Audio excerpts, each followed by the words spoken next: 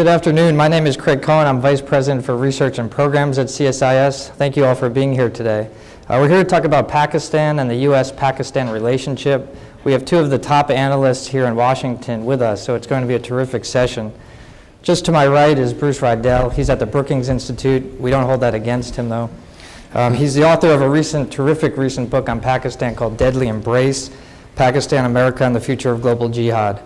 Bruce has a long, distinguished career in government, and he was famously led President Obama's AFPAC review in 2009. Bruce, thank you for being here. Tony Cordesman is the Arleigh Burke Chair in Strategy at CSIS. He's probably CSIS's most prolific and well-known scholar. Tony has also a long and distinguished career in government. In May, he authored a report looking at a national net assessment on Pakistan, and he's recently back from Afghanistan as well. So Tony won the coin toss. He's going to speak first, probably for about 10 or 15 minutes. Then Bruce is going to follow. Then we're going to have a conversation among the three of us and then open it up to questions from the audience. Tony, please, the floor is yours. Good afternoon, ladies and gentlemen, and let me apologize in advance.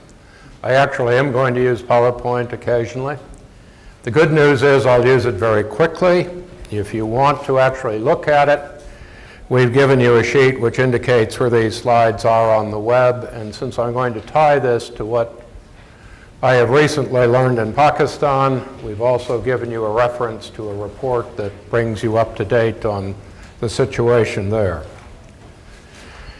Let me begin by saying that I think the operative aspect of this session is the phrase perilous course. To be perfectly honest, in the real world, I think bilateral relations are as good as they are likely to get, as bad as they happen to be.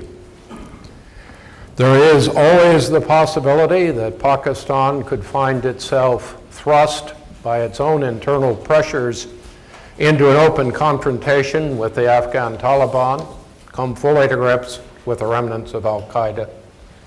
But much as I would like to see that happen from an American viewpoint, quite frankly, I do not believe it is likely. I think it is far more likely that Pakistan will continue to pursue a strategy which in many ways is different from ours, with different priorities, and to focus on its own internal security dynamics. And as for the phrase regional solutions, after 50 years of hearing about them, my instinctive reaction is to leave the room the moment anybody mentions the phrase. Frankly, I think a regional solution is about as likely as an early Arab-Israeli peace settlement or a Congress that can both cut revenues and entitlement expenditures. I think the real issue for us, the issue that dominates relations, is the role of Pakistan in the Afghan conflict. And at a point where we are headed towards an undefined but almost certain real transition in 2014. I think that not only is going to shape our near-term relations, but really confront both countries with the question of what is the enduring U.S. role in Central and South Asia, and how does Pakistan fit into that process? So let me begin with the issue of how Pakistan fits into the Afghan war. Now let me note, this particular slide is drawn from the time I spent working with General McChrystal and the team that was developing the strategy that was recommended to Bruce and others in Washington.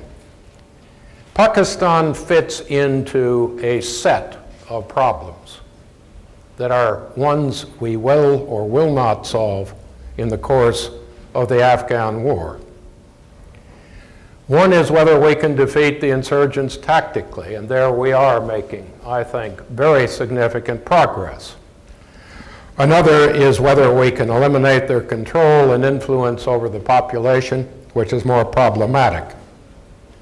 At this point in time, the idea of creating an effective NATO approach, an integrated ISAF approach, is moot. It isn't going to happen. Countries are departing. Caveats are not being reduced. We are seeking to build up an effective Afghan national security force. Those of you who have seen the papers over the last few days probably realize that there is a major gap between 2014 as a date and the fact that that particular buildup can't occur before 2016 to 2018. We have the problem of finding a way of creating an effective, legitimate Afghan government. It is perhaps a warning to all of us that Karzai is supposed to leave office in 2014, the transition year. We have the search for an integrated civil-military effort, which we had optimism about in 2009 and would not have optimism about today. As those of you who have seen the Washington Post may realize, it is something that we cannot achieve at this point in time. And then finally, we come down to the reality that winning in Afghanistan, unless it means some kind of more stable Pakistan and far better relations with Pakistan, will almost certainly not achieve a stable strategic transition or outcome. We may win the war, but we cannot control the future of the region. And it's important to note that was recognized in the new strategy. I won't read you the slide, but it's sometimes forgotten that all of these warnings were given very clearly to the White House and to the Congress, and particularly the warning about the challenge of Pakistan. Now, I mentioned different strategic goals, and I think this is something we cannot alter through dialogue or aid or good intentions. Pakistan can see that we are going to leave. The question is when and in what way, but even under the most optimistic conditions, 2014 is not far enough in the future for Pakistan to see the U.S. as committed indefinitely at high levels to Afghanistan. Its goals in Afghanistan are to achieve and expand its own influence, particularly in the Pashtun areas, to block India from having any ability, in their phrase, to encircle Pakistan through influence in Afghanistan, to weaken some areas and strengthen others. And this geography explains in many ways why Pakistan is not going to willingly confront al-Qaeda or the Afghan Taliban, either in the Fatah area or Baluchistan. We can succeed on occasion with limited pressure. The way that we are giving aid is normally spelled B-R-I-B-E, but in general, what it may or may not achieve is the ability to rent some degree of limited support and compliance, as long as it's sustained. India will continue to play the game as a third player, and in fairness to Pakistan, India's role may be more moderate because its needs are more moderate, but it is a player in this equation. When we look at the challenge of relations, these slides are not mine. They come from experts in the area.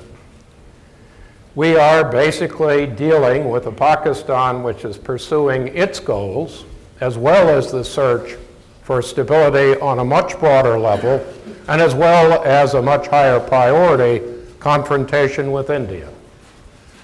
Nothing we do is going to change that equation in the near term. It drives what happens within the Pakistani military, within the Pakistani intelligence structure, and basically this is the group that dominates the Pakistani government's behavior in practical terms and will continue to during the length of this war. We have contributed to the problems, but let me just note, for any of you who wonder about what I'm saying, many people never saw the report the President sent to Congress several months ago. it's a very good idea to read it, because in it is a very clear warning that what I've just outlined to you is not a personal view, but a view in a set of concerns which represents U.S. policy as presented to the Congress. And it is not a casual set of judgments. It came hard, and this document was debated with a great deal of interest and concern. Now let me just note, what does that lead us to? It leads us where we are. Last week, we heard U.S. experts in Pakistan describe U.S. and Pakistani relations as being at their worst since 2001. I think that's a fair judgment. Pakistan cannot easily separate itself from us, not given the aid, not given the value in some ways of our presence, to the extent it actually serves Pakistani interests. We cannot separate ourselves from Pakistan, but public opinion, tensions with the Pakistani intelligence community, tensions with the Pakistani military have grown steadily for the last 6 months, and it is very unlikely they will diminish, particularly if we announce that we are making major troop cuts and we put ourselves on a vector where Pakistan can see we are leaving quickly. But whether that would be any different if we were leaving slowly and had less serious troop cuts is somewhat uncertain. When you look at this, the supply line is critical. You can talk about Pakistan as being of great strategic interest, but it isn't. Pakistan is of tactical interest during this war because we need the supply lines. It is of tactical interest because we need its support in the FATA area and the Baluchi area to the extent we can get it. Aside from that, on a global basis, this is not a critical or in many ways important American strategic interest. As for operations, Pakistan has acted to some extent in areas under pressure that help us, but these are primarily the areas which also affect its own security. Not the Afghan Taliban, not the Haqqani network, not the operations of Al-Qaeda or Sheikh Omar, Mullah Omar, but the direct areas of interest to Pakistan. In the areas where Al-Qaeda has been most active, there have been Pakistani forces, and there has been no Pakistani action. This is an order of battle people like to ignore, but it is a fact that Pakistan has had troops and capabilities in the area. Now, very quickly going through the numbers, they have built up capabilities, they have taken casualties. Unfortunately, in the way they fought, they've also, in many areas, simply ended up compounding the alienation of people by displacing them. That's not been true everywhere. There has been some corrective action, but in general, one of the great problems Pakistan faces is, even when the military acts, the government cannot. The civil side remains inept, whether it is a flood or it is dealing with displaced people in combat. Public opinion, you obviously cannot see the details here, but it's very mixed for operations in the FATA area. That's different from SWAT. It's different from the areas that are close to the immediate interests of Pakistanis outside the areas of interest to us. And when it comes down to the attitudes in popular terms that Pakistanis have toward the United States, we are by far the most unpopular single factor, aside from India, in Pakistani public opinion. And that was true when a survey was taken some 6 months ago. Looking at the indicators, the situation has deteriorated steadily since that time. A lot of the reason for this is obvious. Pakistan has not developed the FATA or Baluchi areas. It's not put resources into them. It has exploited Baluchistan. It has relied in Baluchistan on repression, not on reform. And when it has talked about reform, it has not executed it. The data that you find from Pakistani sources makes this all too clear. And the violence level in Baluchistan is rising as development, as you can see from those pale blue bars, falls far short of the average level of development in Pakistan, which is the darker blue. We have the fact that this is only one of a series of areas of violence. We focus on this because it affects our strategic interests. In fairness to the Pakistanis, the majority of threats to Pakistan's stability are not in this area. They are in the other parts of Pakistan, and one of the keys is the broadly permeating nature of violence and the wide variety of groups that exist throughout the country. This is a country, like much of the region, which also is failing to come to grips with a massive population rise. The population is 4 times what it was in 1950. Under current demographics, it will be 8 times what it was in 1950 by 2050. And in general, the Pakistani government has failed in every civil area to come to grips with the impact of these demographics and population growth. Reading budgets is not one of the favorite activities of people in the policy community. It should be, because when you see where the money should have gone, which is not where it has on occasion, you get an idea of how endemic the problems are and how much they're driven by failures in everything from education to infrastructure. Again, the anger at us, the lack of support for this war of ours, the extent to which that people see us as a group you can have no confidence in. The confidence in President Obama before the current relations began to deteriorate was 8%, although 64% wanted relations to improve. Let me just close. We do have a strange quid pro quo. All of you know we have drone and UCAV strikes in Pakistan. When you look at the allocation of them by target, about 40% of them have nothing to do with our goals in terms of al-Qaeda or the threat to us. They are a way of directly supporting the Pakistani government because that's the target base.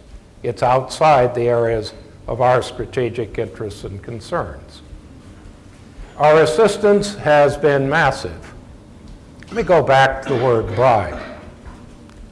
When you can't figure out where the money goes, when there is no public accountability, when you are not managing your funding streams, this is not, in the conventional sense, aid.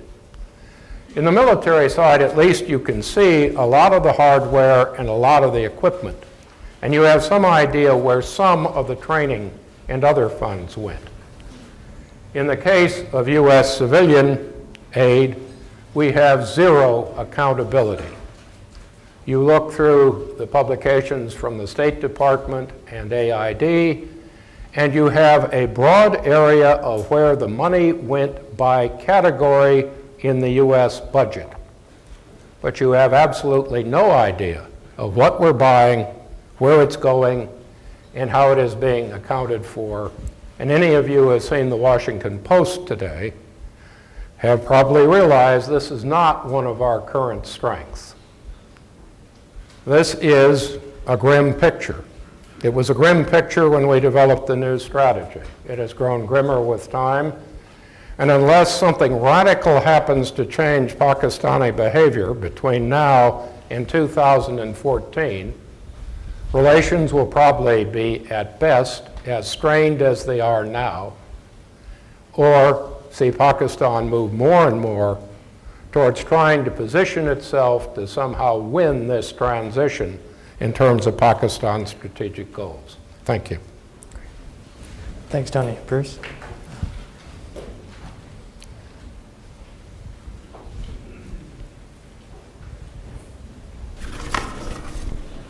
Thank you very much, Craig, for that kind introduction. Thank all of you for coming today.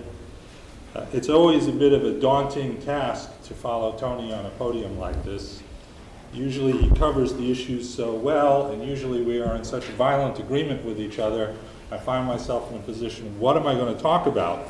Or should I just sit down and let questions begin? But I'm not. What I would like to focus on to follow up. What I would like to focus on with a little bit more detail is the U.S.-Pakistan bilateral relationship, where that is going, and then offer maybe a few thoughts on how to recalibrate the U.S.-Pakistan relationship. Let me begin, though, by saying I'm in complete agreement. Pakistan is a country that has so many problems facing it. One wonders why anyone would want to be prime minister or president of this country. Its daunting challenges from the terrorist syndicate, which now has the nation literally under siege, to its growing population demands, and to the fact that it's literally running out of water. I know that doesn't sound right. Last year they had the worst floods in their history. That was a one-off. The bottom line for Pakistan is it may follow Yemen as the second country in the world where its major cities literally do not have enough water to go on. U.S.-Pakistani relations have a very cyclical quality to them. For 60 years, the U.S.-Pakistani relationship has been like a roller coaster. We've gone up through periods of great love affair with each other, followed by bitter and ugly divorces. During the periods of great love affair, the United States throws money at Pakistan like it was a drunken sailor and asks for no accountability whatsoever, and we turn a blind eye to everything they do that we might not like. During the periods of divorce, we are angry with each other, frustrated, we call each other names, we sanction them enormously, and we achieve absolutely nothing by doing so. The consequence of this roller coaster is that Pakistanis have come to a conclusion. It's evident in the polling data you saw. The United States is not a reliable ally. Nobody in their right mind living in Pakistan would come to any other conclusion than that based on the last 60 years of American-Pakistani relations. The highs in American-Pakistani relationship have all been based around secret projects. In the 1950s and 60s, it was the U-2 base in Peshawar. In the late 60s and 70s, it was the opening to China. Then it was the war against the Soviet Union in Afghanistan. And in the last decade, it was the war against Al-Qaeda. The Pakistanis actually do have nostalgia for one period in all of this. And that was the war against the Soviet Union in Afghanistan. Because for them, that was the perfect relationship. What they call Reagan rules. We give them money, actually a check, literally, and make no attempt to supervise what they do with the money. They could hand it out to whatever group they wanted, they could buy whatever they wanted with it, and they could divert as much as they wanted to their nuclear weapons program, and the United States said nothing. And in addition, the United States had almost no footprint in the country. But we're not going back there. In fact, the latest high in U.S.-Pakistani relations, which began shortly after September 11th, was already beginning to erode by the end of the Bush administration. By the end of 2007 and early 2008, the high had been lost and we were in decline. 3 reasons for this. First, the collapse of the Musharraf government. Our man literally fell apart. We tried to stand by him till the bitter end. That just alienated the Pakistanis more. Secondly, our growing doubts about whether they were really on our side in the war against Al-Qaeda. These doubts were personified in 2008 in one man, Nadim Taj, then Director General of the ISI. It's worth noting that his previous appointment before he was given Director Generalship of the ISI in September 2007 was Commandant of the Kabul Military Academy in Abbottabad, Pakistan. Curious coincidence. We can talk about more in questions and answers. But during his short 11-month tenure as Director General of the ISI, the United States found him doing two things. One, blowing up the Indian embassy in Kabul, and we had their hands all over it. And two, telling every target of our drone strikes in 2007 and 8, in 2007 and 2008, that the Americans are coming, you better get out of the way. Talk about duplicity being caught. We caught this one. He was promoted to be a corps commander in the Pakistani military. And of course, the third event that led to the downturn in US relations in 2008 was the Mumbai terrorist operation. I think the Obama administration deserves credit for coming in with its eyes wide open. I think it deserves credit for trying to reset US-Pakistani relations, but I think the task from the beginning was daunting indeed, for the reason that Tony has laid out quite well. Fundamental differences in national security outlook, fundamental differences in world outlook, fundamental doubts about each other, and fundamentally different interests in many ways. Those things are not easily changed, even by large aid budgets like Kerry Lugar and impressive dialogues like the strategic dialogue we had with Pakistan for the last 2 years. We are now at a new turning point. Abbottabad, the culmination of a number of events this year, but especially Abbottabad, has put us at a new turning point. Secretary Clinton said that very clearly during her 6-hour visit to Islamabad last month. Either we see some dramatic change in Pakistani behavior, and that change would be manifested in the demise of a certain known number of senior terrorist officials harbored in Pakistan today, or we're going to see this decline continue. I told Tony before the event, I am an eternal optimist about Pakistan because pessimism does nothing for you. But even I am pretty skeptical that we're going to see them take care of the hit list that Mrs. Clinton gave to the Pakistanis last month. Much more likely will be a continued deterioration and decline in the US-Pakistani relationship. It could be gradual. It could be, as we've seen this year, punctuated by events like the Raymond Davis event, or it could be much, much quicker.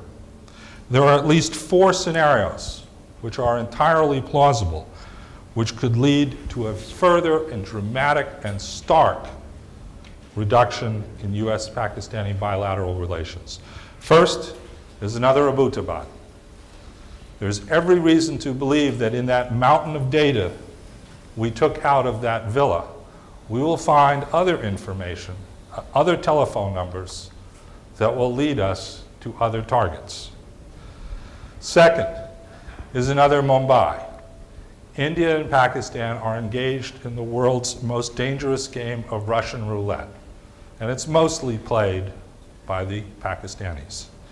We are very lucky that we've not had a mass casualty terrorist attack in India in the last 2.5 years, and it is almost entirely due to luck. Third, we could have another 9/11. And let me be clear what I mean by that. A mass casualty terrorist attack in the United States postmarked Pakistan. We narrowly averted one only a year and a few weeks ago in New York City. Had Faisal Shahzad been better at building a bomb, had he listened to the instructions he'd been given by the Pakistani Taliban and Al-Qaeda about how to build a bomb, he would have created a fireball in the middle of New York City in Manhattan that would have reached in 5 blocks in each direction. It might not have killed as many people as September 11th, but it certainly would have led to a crisis in US-Pakistani relations. And the fact that his father is an Air Vice Marshal in the Pakistani Air Force would not have been overlooked by most Americans. And fourth is a coup d'etat. Pakistan is rapidly reaching the point where it's overdue for its next military dictator to arrive. It's a depressing cycle of Pakistani politics, but certainly nothing in the history of the Zardari-Gilani government would lead anyone to believe that civilian government in Pakistan today has turned a corner and that therefore we should expect we won't return to a military government at some point. How do we reverse this? What do we do now to try to prevent these things from happening? I think the first place to start is with humility. There's not a whole lot we can do. Pakistan is a very, very, very, very difficult nut to crack. People say Afghanistan is hard. To me, Afghanistan looks surprisingly facile and easy compared to Pakistan. Humility is in order. Pakistanis will determine the future of Pakistan, not Americans. But I think that there are a couple of recalibrations or mid-course corrections that might help. One is what I call accountability. For the last decade, actually almost for the last 2 decades, we have been telling Pakistan to stop playing both sides of the game in the world war against Al-Qaeda and related terrorist groups. We have yelled at them, we have reasoned with them, we have argued with them, we have cajoled them, we have tried to bribe them, we have tried to isolate them. It hasn't worked. So reluctantly, I come to the conclusion we have to make it personal. We have to tell Pakistan that if we identify who Major Iqbal is the ISI officer who worked with David Headley to set up the attack on Mumbai, we're coming after him. We're coming after him either by grabbing his assets, arresting him when he travels, or if necessary, we'll come after him with extreme measures. This won't be easy, this won't be pretty, and I'm awfully glad I don't have to be the CIA chief of station in Islamabad who delivers this message, because that's one hell of a liaison relationship to manage. But I don't see any other way to get their attention. And in any case, we're already doing it. America, through the marvels of its own political system, is seeking out accountability against the ISI through the court structure. Major General Taj, who I mentioned earlier, and his successor, General Pasha, who are soon to come to court in the city of New York in a civil court case, which I think it is a virtual certitude they will lose. And at that point, we will attach government of Pakistan assets to pay the victims of Mumbai, and Mr. Taj and Mr. Pasha will be arrested the next time they turn up in this country. I'd rather get that business out of the court system and use it effectively by the executive branch. Secondly, I agree completely with Tony on the aid process. I think Kerry Lugar was a very smart idea whose time has already passed. I don't see how this administration or any administration can convince this Congress to continue to provide $1.5 billion in economic assistance to Pakistan. I sure wouldn't want to be the administration witness who goes up there and explains to this Congress, with its views about cutting spending, why we're getting our money's worth out of Pakistan from that aid. And that is not a negative comment about those people involved in running this aid program. I think they're trying to do a tremendous job. It's not working, it is not sustainable. So we need to switch to trade. We need to decide to allow Pakistani imports into this country to face the same tariff levels as Indian imports or Chinese imports. Right now, they're tariffed at a much, much higher rate. And consequently, you will not find Pakistani products in the United States of America. Every Pakistani leader since Zia-ul-Haq has asked us to do this. Prime Minister Gilani asked the Congress, visiting congressional delegation yesterday, to do this. It's time to listen to them. Trade, not aid, by every economics estimate, is a more effective way of building the Pakistani economy, requires no American bureaucracy and no American footprint in the country. Trade, not aid, is the second route we should take. Third is focus on the itch that drives the Pakistanis. India-Pakistani dynamics. What I don't mean here, and I want to be very clear, is an American mediator between New Delhi and Islamabad. That will not work. That is a guaranteed recipe for failure. We need to be doing something more subtle and sophisticated. We need to use our Indian relationship to the extent we can to send a message to the Pakistanis that, yes, indeed, we're going out with the other date. And if you don't like that, and if you don't want to catch on, we're prepared to go with that other date. We've got to play hardball on that with the Pakistanis.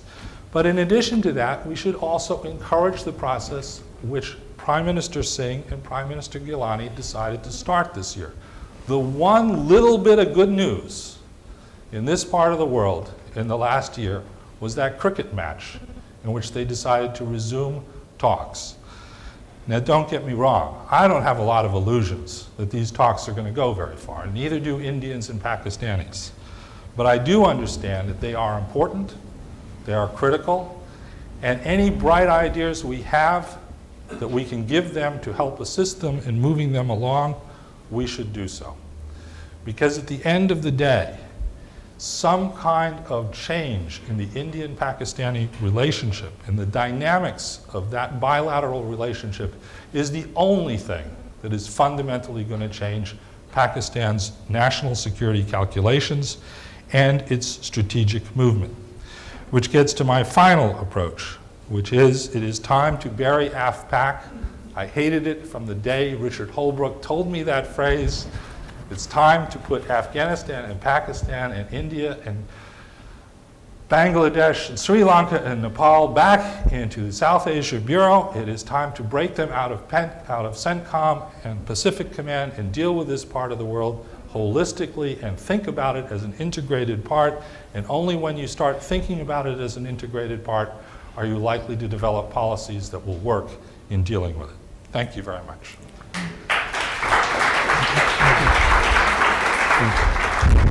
Thank you, Bruce and Tony, for that rosy assessment. Bruce, I want to start with you. Is there any way that folks involved Pindi and Islamabad could have not known that bin Laden was in Abbottabad? That is, in my view, the $64 million question of this year. There are only two possibilities. And just to make sure we have the strategic picture here. The villa that Mr. bin Laden was living in since probably 2006 is less than a mile from the Kabul Military Academy. At the beginning of April of this year, Chief of Army Staff Kayani gave a speech at the Kabul Military Academy in which he said the back of the militancy has been broken. I have this vision in my head of Osama bin Laden standing on the roof listening to Kayani as he was saying that. They're that close. In that environment, there's only two possibilities. The Pakistanis were clueless about what was going on or complicit. Clueless means they really are clueless about the jihadist Frankenstein inside their country. That raises all kinds of disturbing questions about the future of the militancy, the security of Pakistan's nuclear security, its weapons, its arsenal. It raises questions about the safety of Americans living in this country. That's bad enough. Complicit, I think, raises even more profound questions. When I say complicit, let me be careful what I mean. I don't mean that General Pasha visited the villa once a month to have tea with Osama bin Laden and plot worldwide terror. Something more subtle than that.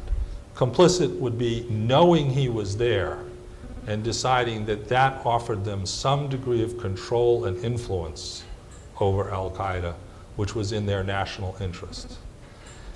On the assumption that the Americans would never, ever, ever figure out what was going on. We have no proof of that today from what we hear from every person in the senior ranks of this government. But on the other hand, we continue to have the question, clueless or complicit? That question, I suspect, will haunt U.S.-Pakistani relations until we come and find out what the answer was. Tony, do you think that Pakistan will change its course fundamentally in its fight against militancy as a result of the bin Laden killing? The simple answer is why? Because, as Bruce outlined, their interest has never been in the bin Laden or in the Afghan Taliban as targets. Those are levers that, to some extent, they've always been able to use. Are we in a position to put enough pressure on them to actually have them change the hit list?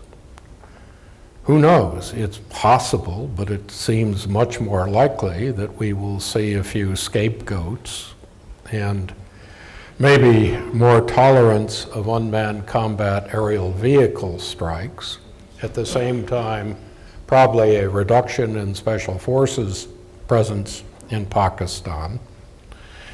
And there will be more maneuvering because, as they can see, if we have a July announcement of U.S. troop cuts, that means we are going to be largely leaving in 2014, at least as a major military presence.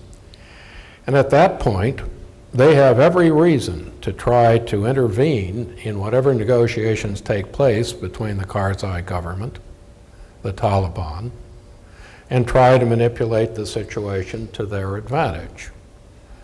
So this was an important event or symbol for us. It was an intense embarrassment for them, just as Bruce has explained, but should it change their behavior? I think we already have problems in persuading the Congress to provide any more carrots, much less even sustain the carrots we're giving them. And it's just not clear what our sticks are when they know we've set this deadline of 2014. Bruce, Tony argued that our interests in Pakistan were limited to our operations in Afghanistan.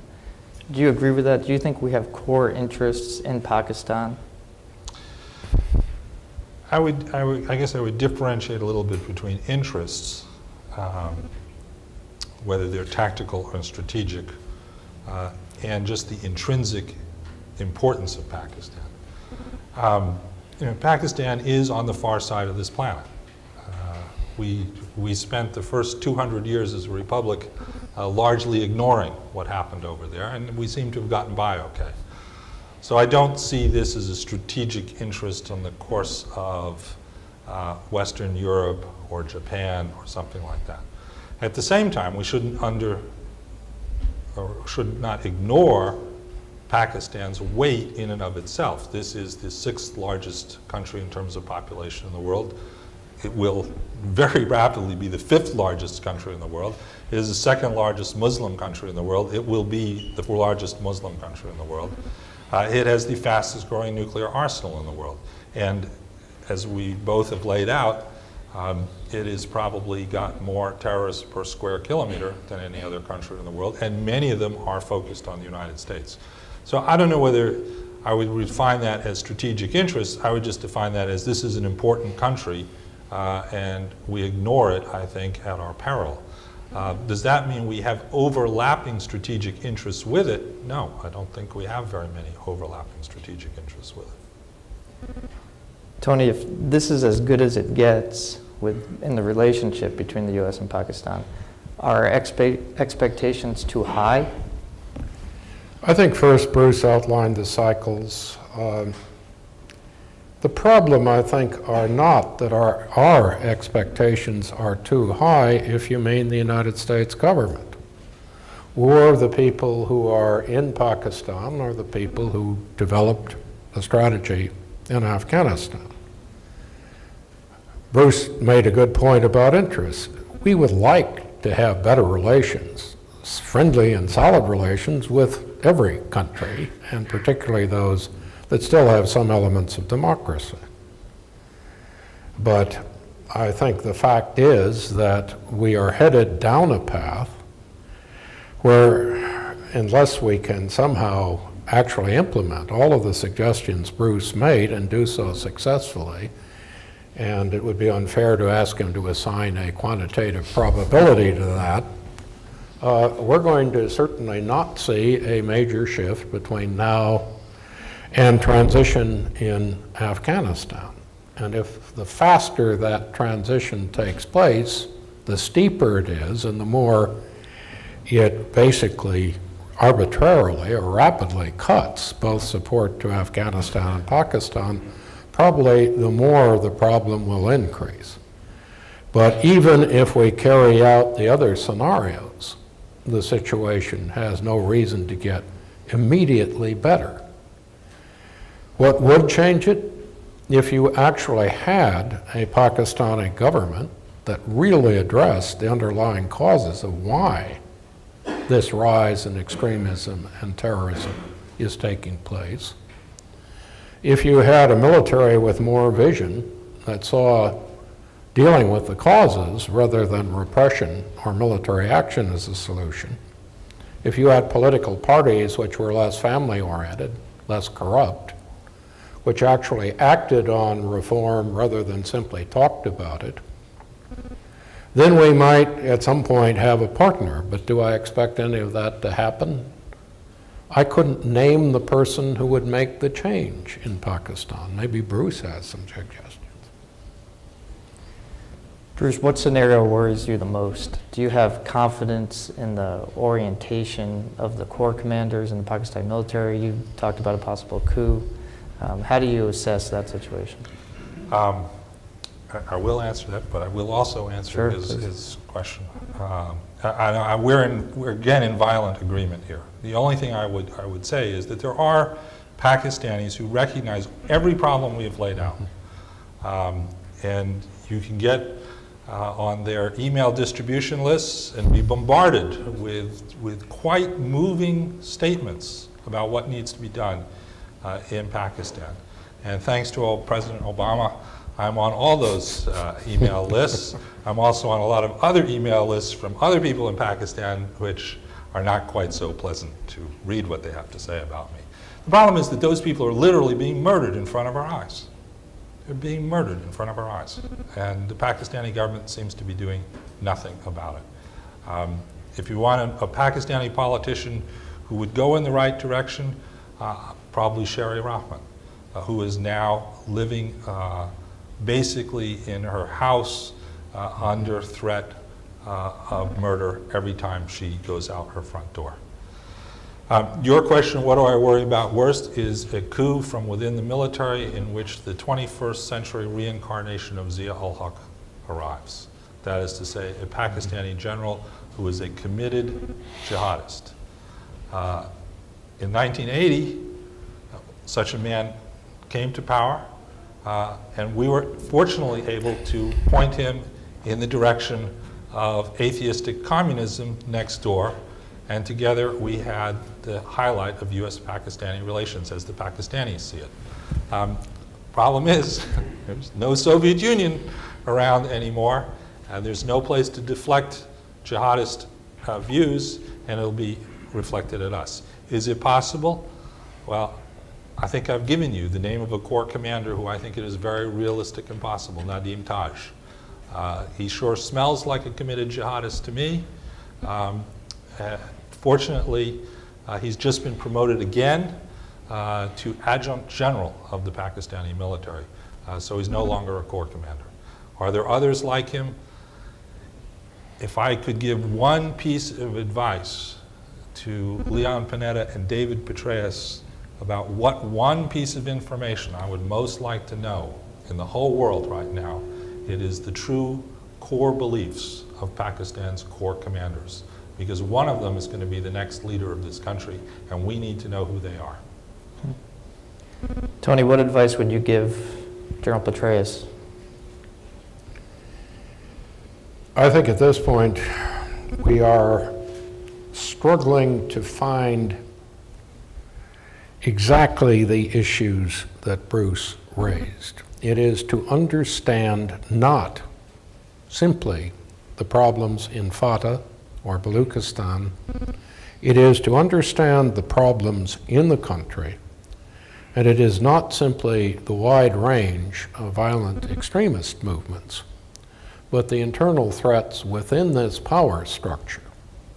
And that is particularly true because you have a country which soon will have a major increase in its ability to produce nuclear weapons, which does manufacture missiles, and which is doing it in a climate where you are building up, on both sides, significant nuclear strike capabilities in an environment which is a little unique, because both India and Pakistan have essentially had to lie about their nuclear testing program.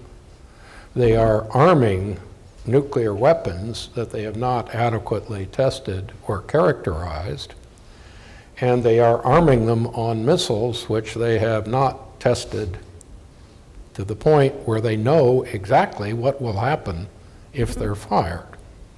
Now, they are a long way away, but as Bruce points out, you have interests that go beyond strategic interests, and the whole picture of any kind of nuclear confrontation, as both sides rush to deploy capabilities they don't understand, that's a very dangerous issue. How about China? Should we worry about China and Pakistan growing closer together? You mentioned that we might sort of threaten Pakistan, that we might start siding more with India. Couldn't they come back to us and say, well, fine, you can go with India and we're going to go with China? Is that a credible threat from their standpoint? Well, it's a threat they make. Yeah. We had a remarkable scene recently where Pakistan's Minister of Defense, most of you don't know who that is, because in Pakistan, being the civilian Minister of Defense in the government is the least possible important job in the entire cabinet. But he did get a trip to Beijing, and he came back and said, we're going to give China a naval base on the Arabian Sea. And there was this kind of embarrassed silence for a few hours from Beijing, and then a statement that came out and said, well, we really don't want a naval base on the Arabian Sea, which may be a lie. I'm not a China expert, so I don't know I cannot tell you the Chinese part of this. But from the Pakistani standpoint, they do see China as their all-weather friend, which will bail them out. The truth is, in every war with India, they haven't bailed them out. They've stood on the sidelines. They are an important partner for Pakistan in terms of military equipment, in terms of the nuclear technology and capability that Tony just talked about. But I think they're a more complicated ally than the Pakistanis want us to believe they are. And here I would also throw out there's another ally they have, which is the Saudis and the Gulf states. And there the Arab Spring is moving the Gulf states closer to the Pakistanis as a source of reliable military manpower in the event of more Bahrains and more internal problems in the Gulf. Pakistan has alternatives to us. It likes to exaggerate the size of those alternatives, but they do have alternatives to us. If I may just make a point, I think there's another side of this than the purely military one, and that is simply trade, logistics, and the rest. And there's been a lot of talk about new Silk Roads and the rest. Well, first, Pakistan is not a particularly attractive economic structure for China.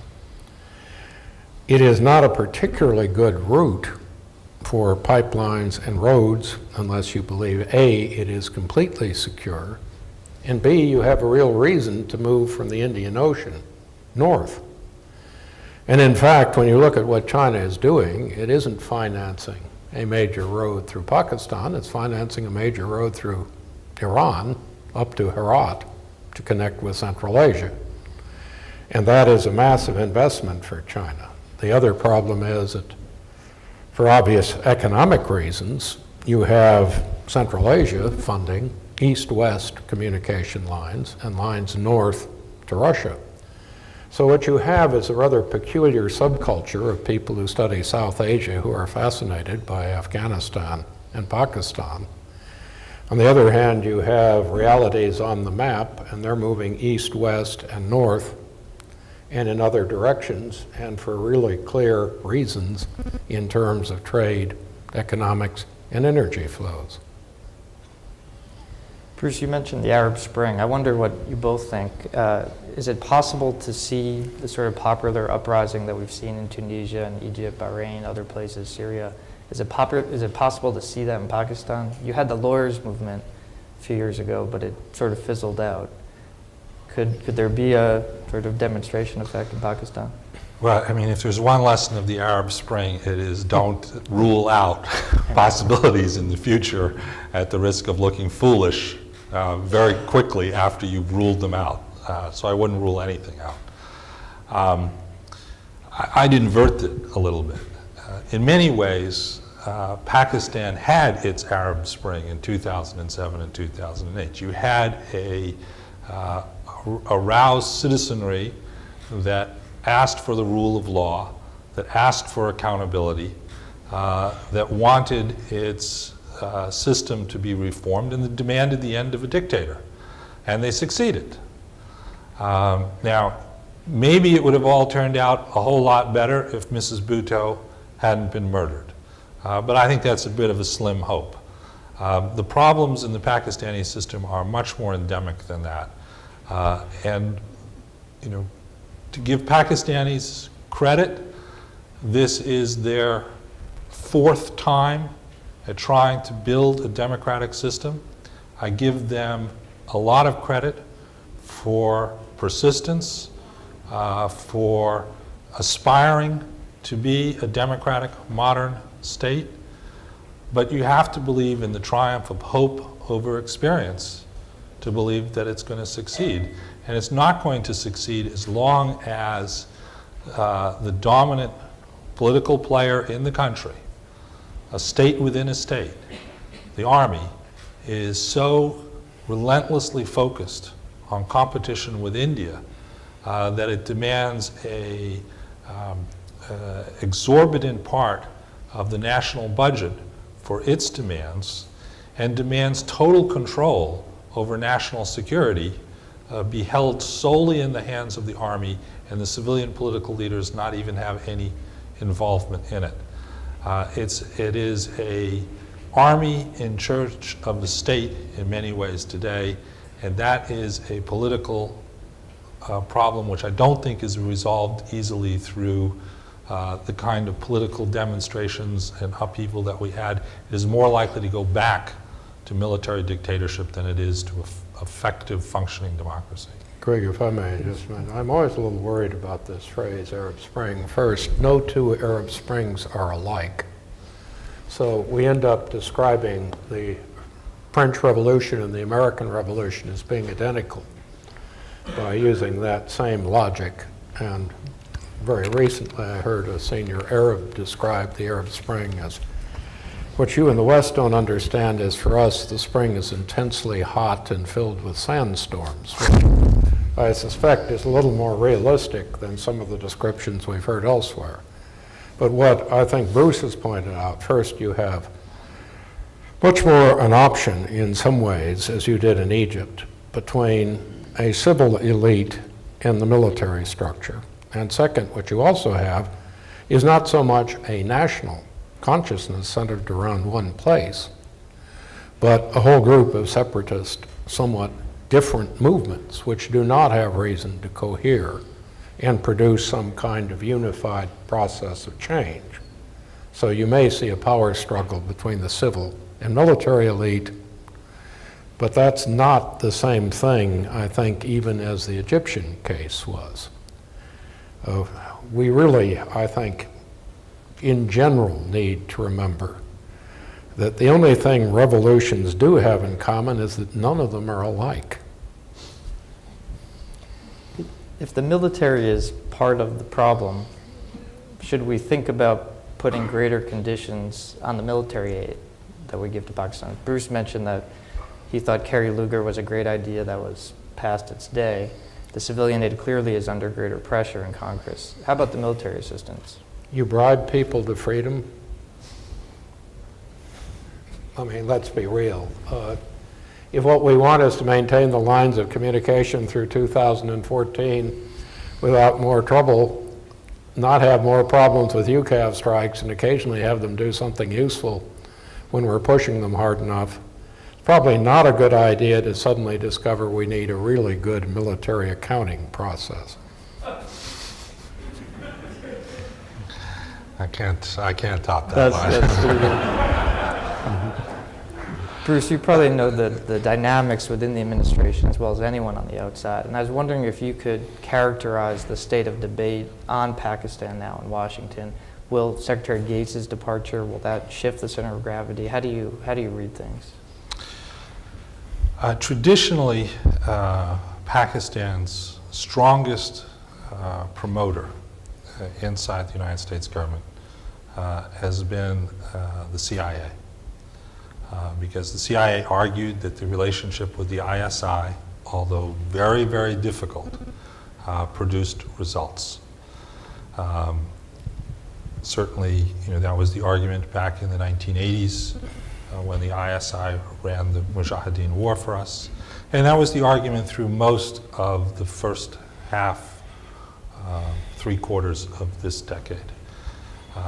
The formula of the CIA would repeat endlessly is that the ISI is our most important ally in the war against Al-Qaeda and our most difficult ally in the war against Al-Qaeda. And they would point to people like Khalid Sheikh Mohammed, Abu Zubaydah, and others whom we had gotten through assistance of the ISI. That's changed.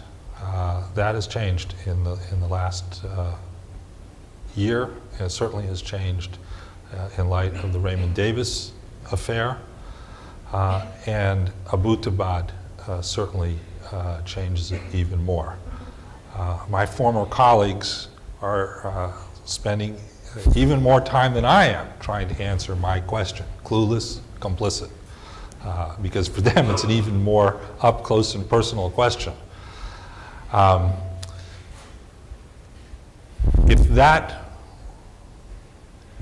advocate changes as it has, that leaves in essence the uniformed military, which is arguing the case that we need them for the supply line. And I had a drink with Kayani last night. He's really an okay guy. He's not as bad as he thinks.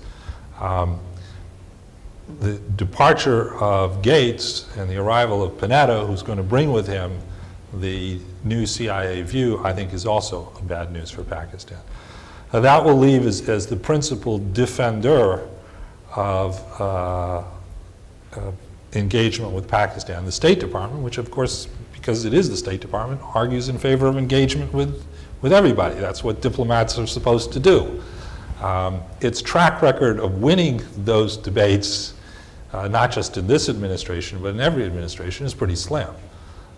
It may have engagement, but it's engagement often with nothing inside of it. So my reading of the tea leaves is that not only does events on the ground argue that this relationship is going to get worse, bureaucratic changes and personnel changes in Washington probably will add to that tendency towards getting it worse. All that said, at the highest levels of this administration, as I said earlier, they've never had illusions about Pakistan, but they also do understand that Pakistan is an important place, and that getting angry with it, getting frustrated with it, feels good, but that's not a policy. Anger is not a solution to this problem. The solutions are not very good, but anger is the least effective of them.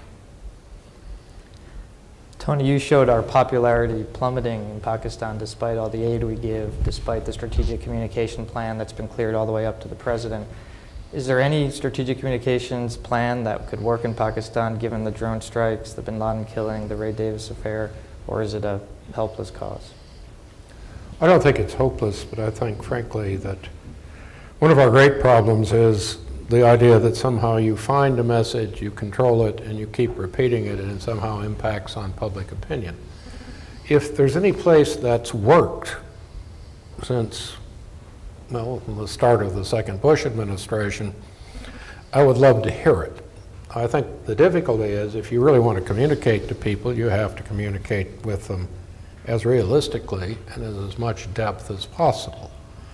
And as Bruce points out, you have people, not simply on the civil side, but in the military, the intelligence security people, who are very realistic about this range of problems.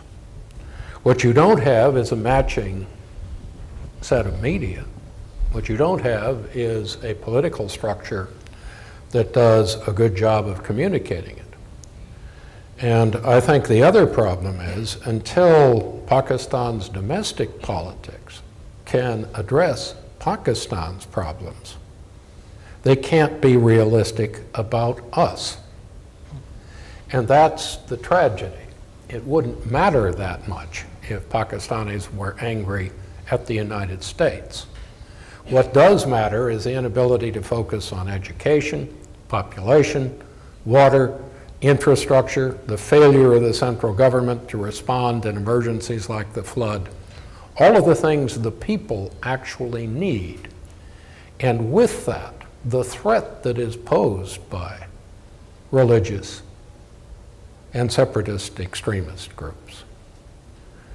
A threat which in many ways is not directed towards us or Afghanistan or anyone on the outside. It's caused by the problems on the inside. You all have been very patient. We have about 20-25 minutes for questions. Please state your name, affiliation, and please ask a question rather than offer a speech. Go ahead, please. We have microphones in the room. Wait for the microphone, too. Yeah. Marisa Lino from Northrop Grumman. Simple question. Not unreasonable hypothetical that there will be a deal cut between the government in Kabul and the Taliban. How does that change the equation? Well, the practical problem is it can be any deal under the sun. When you cut this kind of deal, are you cutting it around us or with us? Are you cutting it with a group of Taliban which might actually accept a political role? Or is this simply a cosmetic device by the Taliban to try to manipulate the situation? Is it Sheikh Omar, which seems a somewhat uncertain deal? This particular group of bedfellows is always possible in politics, but the idea of Omar and Karzai is not something that strikes me as immediately possible. You have the problem of Haqqani, and how does Haqqani fit into this structure? The other thing to remember is we are still fighting, in many ways, a tactical war to try to transform Afghanistan into a state with a more effective government with popular support. The Taliban is fighting a war of political attrition, where in many ways they want to expand their influence, expand their control, and simply outweigh us, which is what they need to do to win if the Afghan government remains weak and something they can exploit. So the problem with most of these deals, particularly until the Taliban can be firmly convinced that they're going to lose unless they reach some kind of accommodation, is that this kind of negotiation can simply be an extension of insurgency by other means. And we've seen that in Cambodia, and we've seen it in Nepal, and a great many other areas. It's compounded by the fact that there are a number of countries in ISAF, Germany in particular, that simply want out under any form of political accommodation possible. So the pressure isn't simply pressure that affects the key negotiating partners. It's pressure within NATO and ISAF, and there are elements certainly here in the United States of people who believe that, frankly, if we can't create a stable end state anyway, accommodation and departure is the better part of valor. I just want to add one thing. I agree with all of that. I am in favor of a political process, but I'm deeply skeptical that a political process is going to emerge I'm deeply skeptical that if it does emerge, it will produce the outcomes we want. I have a fear that a political process between Karzai and the Taliban will lead to the collapse of the Northern Alliance, as Abdullah and others say, we're not interested in a political process with people whom we regard as our mortal enemy. But I just also want to put an inconvenient fact out there. There is a great hope in certain circles here and in many, many circles in Europe that the Taliban can be split from Al-Qaeda, that these are not necessarily bound together organizations. Well, there is an inconvenient fact. Less than 96 hours after Osama bin Laden was killed, the Taliban Shura Council put out a eulogy and bemoaned this disastrous moment that has come to the Islamic world, and lauded Mr. bin Laden as a hero of Islam, as a hero of their movement, as a defender of Afghanistan, as a hero of the Palestinian cause. Everything that you would not want the Afghan Taliban to say about Osama bin Laden, they said it. Now, we can dismiss it as propaganda if you want to. People will say, oh, you know, they got carried away by the moment. Well, you do that at your own peril. I think the Afghan Taliban revealed the relationship between Al-Qaeda. I suspect that in that mountain of data that they're going through, they're going to find a lot more communications between Mr. bin Laden and Taliban commanders than people would want to find. You're on the Quetta Shura's distribution list as well. Yes, I get a lot of weird emails. Please, in the back. My name is Vincent Wang from University of Richmond. I share your frustration.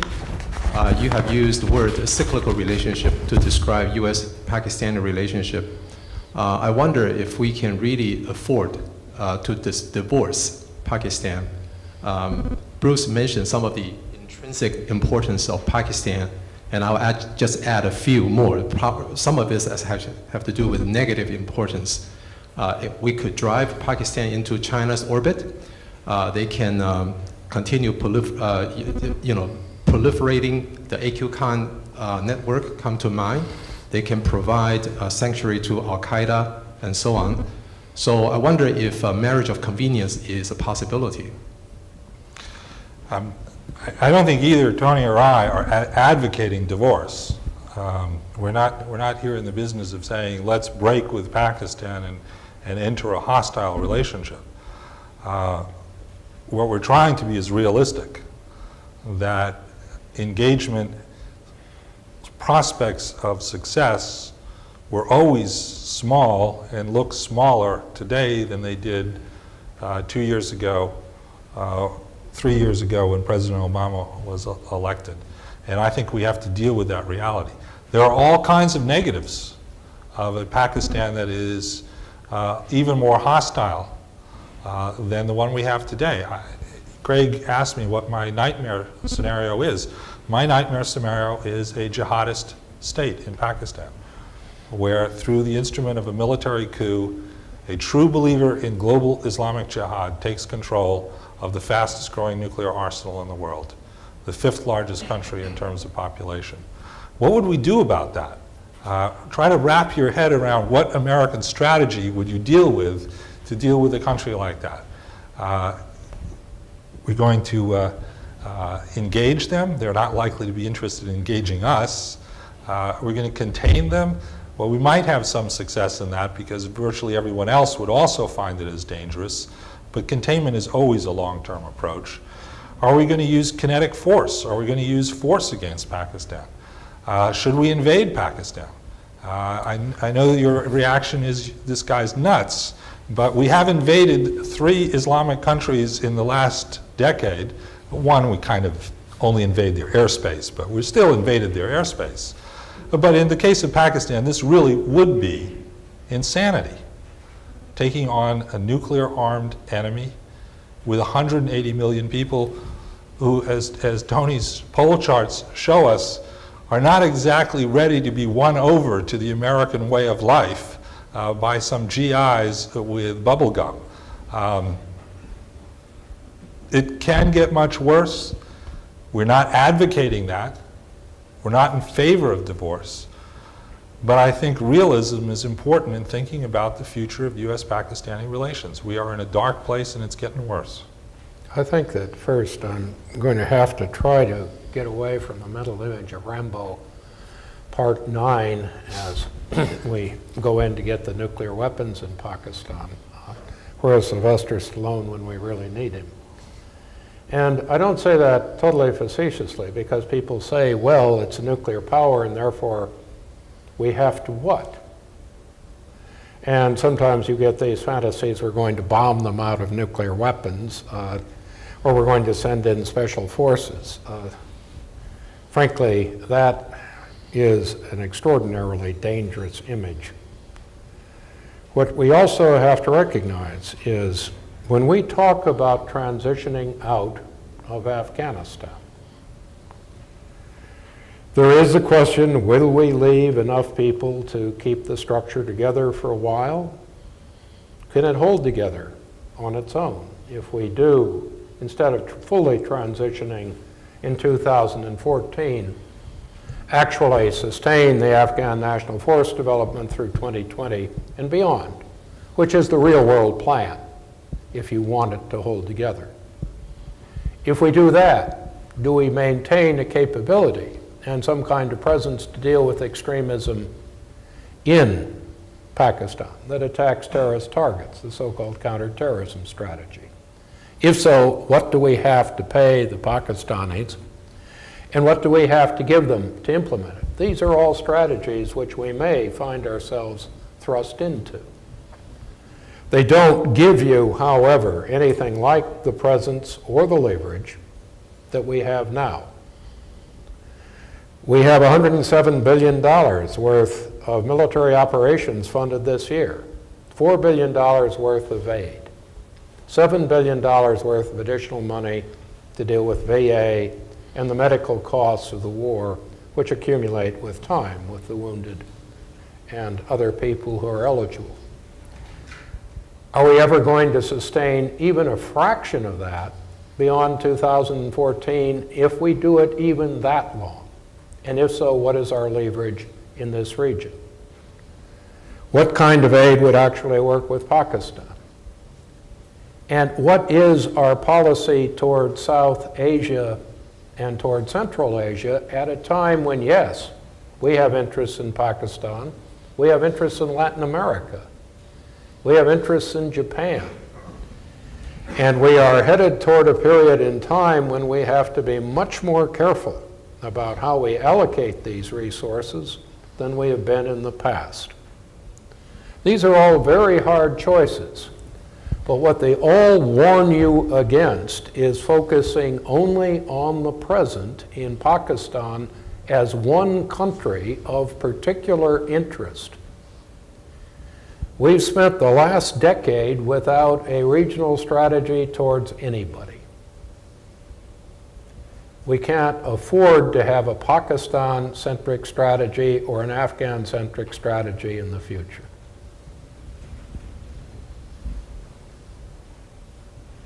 Yeah, right here.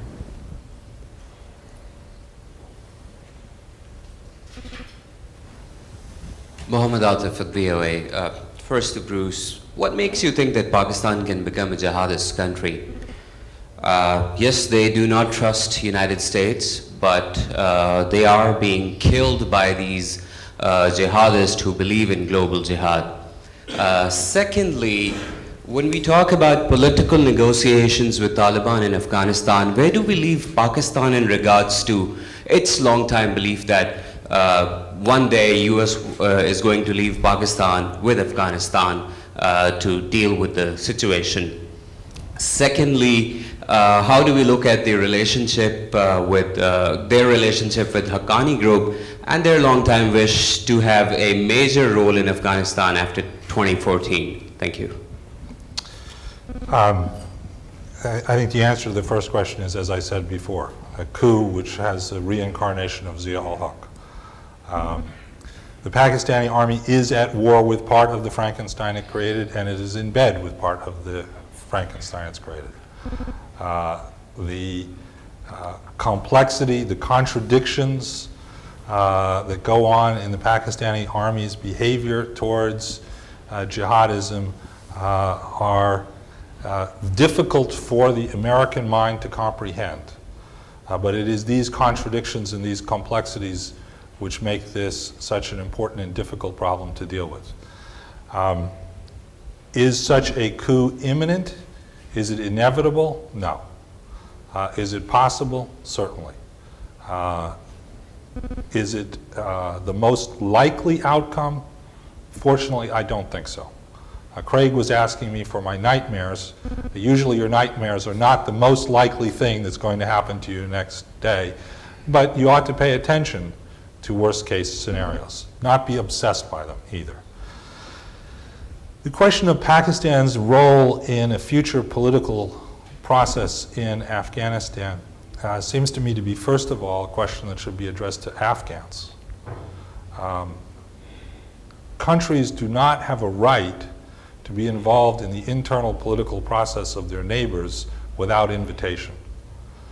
And the problem for Pakistan and Afghanistan is it is perceived to have invited itself in over the course of the last 30 years without invitation. If you think my doubts about the honesty of the Pakistani army in its dealings with Afghanistan are extreme, you should talk to Amr al-Saleh, the former head of Afghan intelligence. Amr al-Saleh is a very interesting case. He's been saying for the last 5 years one thing over and over again. Osama bin Laden is not hiding in a cave. He is hiding in the heartland of Pakistan, in a Pakistani military garrison, probably protected by the ISI. Everything but that last statement is now a fact. He was right about Pakistan. I think if I may turn to Afghanistan, the issue isn't just the Haqqani network. It's 2015. Karzai has either changed the Constitution or he's gone. No one has emerged under Karzai as a strong, competent leader. Any of us who have met some of the other would-be Afghan leaders have good reason to be extremely cautious about what comes next if it isn't Karzai, who in the southern Pashtuns now has what political status? How separate are the southern Pashtuns from the northern Pashtuns? How is the Haqqani network then fitted in to the Taliban generally? Is the Quetta Shura even at that point still real? Is Omar still around? How much of the central government has actually evolved in a positive direction versus a lot of polls which indicate that basically it has not improved in popularity as a result of the new strategy nationally, just in the areas where we've now provided added security in the south and Kandahar. What is the status of the northern groups in Afghanistan? And having had 2 failed elections, one for president and one for parliament, and having created a legislative body which has no clear function, even if it is properly elected, because we never really gave them the control over money that any legislature should have, what actually evolves? Since we can't, at this point in time, answer a single one of those questions predictably, and we have no transition plan that anybody has articulated, either in Afghanistan or the administration, to move toward a goal that would deal with them, I would just suggest to you that we need to look far beyond 2014 as quickly as possible. Particularly because something people forget again and again in this city is, for us to act, we need money. We're already drafting the FY 2013 budget submission. That will fund the transition year. If we do that, as we now are, without any guidance as to the plan for transition, we present a lot of problems for us that potentially we could avoid. And this is the kind of reality we face when we start talking substance as distinguished from political concepts and good intentions. I think we have time for one or two more if there are other questions. Yeah, please. Please wait for the microphones to come. My name is Soraya Sadida. I'm with Help the Afghan Children. I'm an Afghan American, have been working in Afghanistan and Pakistan for the past 18 years. My question is that how often Afghans, especially the civil society of Afghanistan, are actually engaged or involved in the decisions that are made for Afghans in Afghanistan, or about Afghanistan, or the future of Afghanistan? Are they being consulted, or at least their opinions are considered? Thank you. I think that the answer is which Afghans. First, you've had 2 elections. Afghans ran. We certainly, no one on the outside suggested who should run in these elections. You do have an Afghan government which is being steadily strengthened. The fact is, at this point in time, the aid money vastly exceeds the capacity of the government to spend it, much less spend it wisely. So the ministries themselves can't execute the budgets they draft. When you talk about civil society, we have, as a result, moved money to give independent funds for provincial governors because the Constitution does not provide a way of funding the governors. You've created a structure to help train and create deputy district governors. You've created a structure to try to empower local jurists through the aid process. I'm not sure who it is in the Afghan process that is excluded from this. The fact is that if you look at what has actually happened, you keep hearing people in the Afghan government say we should control the money, and then you look at what happens when you give it to them. And frankly, you've already exceeded by far their ability to deal with it at this point in time. Let me say that you're not going to put this kind of money into NGOs. You are reforming the contracting process. That won't give Afghans as a whole more decisions, but the whole idea is to get away from a contracting process that had major subcontractors and go directly to Afghan contractors. That hopefully would also solve some of the security and other issues. But this isn't something where you suddenly call a large popular assembly in Kabul and ask people what they're doing. It's also a fact that, while they're not normally published, you're running quarterly polling of Afghans to figure out their perceptions and wants. And certainly you've responded, because what Afghans have wanted by way of aid has been not development in the classic sense, but relatively simple schools, local electric power, better roads, and water, and of course, security. They've also wanted to have government services and less corruption. But this is very much a matter for Afghans to solve, not for us. We can run anti-corruption drives and run the training programs and build up governance.